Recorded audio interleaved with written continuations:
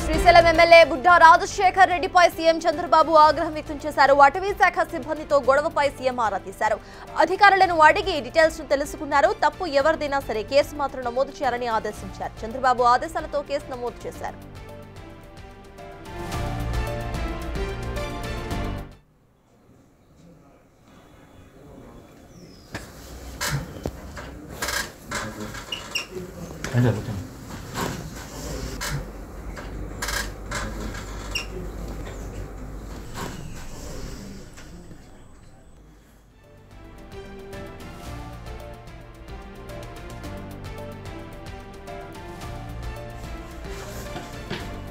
Vehicles పంపిస్తామట.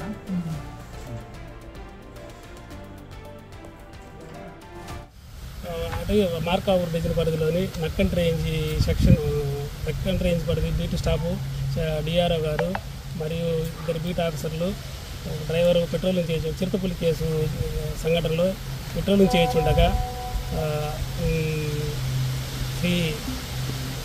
Srisailam MLA గారు బుడ్డా రాజశేఖర రెడ్డి గారు వారి అనుచరులతో వచ్చి బండిని ఆపి మా డ్రైవర్ని వీరిలో ఉన్న డ్రైవర్ని కొట్టి మీరు ఫారెస్ట్ అధికారులు మేము చెప్పినట్టు చేయడం లేదు అని చెప్పి మా వెహికల్ని వాళ్ళు స్వాధీనపరచుకొని స్వయాన ఎమ్మెల్యే గారే వెహికల్ను నడుపుతూ మా వారిని కిడ్నాప్ చేసి మొత్తాన్ని బండిలో ఎక్కించుకొని వాళ్ళ అనుచరులతోటి సుమారు 30 మంది అనుచరులతో కలిసి శ్రీశైలం మొత్తం తిప్పుతూ కొట్టుకుంటూ రాత్రంతా సుమారు 2 గంటల వరకు కొట్టి మరియు గెస్ట్ హౌస్లో వారిని బంధించి వారి అనుచరులతో ఎమ్మెల్యే గారి సమక్షంలో కొట్టమని చెప్పి ప్రోత్సహించి నానా దుర్భాషలాడి భయభ్రాంతులు చేసి వాళ్ళ దగ్గర ఉన్న వాకిటాగులు గవర్నమెంట్ ఎక్విప్మెంట్స్ సెల్ ఫోన్లు పర్సులు మొత్తం లాక్కొని వాళ్ళని సుమారు 2 గంటల ప్రాంతంలో మళ్ళీ తీసుకొచ్చి అదే ప్రదేశంలో వదిలినట్టు మా వారు చెప్పినారు.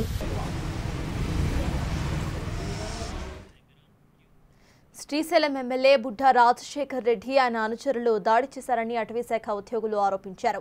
శ్రీశైలం ప్రాజెక్టు టైగర్ మార్కాపురం డివిజన్లోని నెక్కంటి రేంజ్ అటవీ ఉద్యోగులపై మంగళవారం రాత్రి శ్రీశైలం సమీపంలోని శిఖరేశ్వరం వద్ద ఎమ్మెల్యే అనుచరులు దాడి చేశారని 1 టౌన్ పిఎస్లో కంప్లైంట్ చేశారు.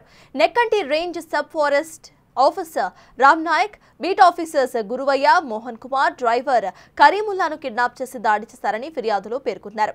ఈ ఘటనపై అటవీ శాఖ ఉద్యోగులు ఇప్పటికే ఉన్నత అధికారులకు ఫిర్యాదు కూడా చేశారు.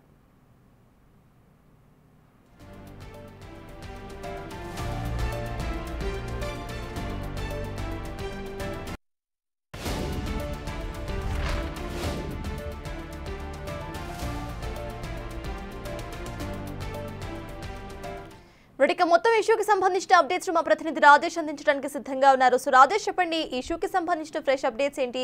ఇక ప్రెసెంట్ అక్కడ సిచ్యువేషన్ ఎలా ఉంది?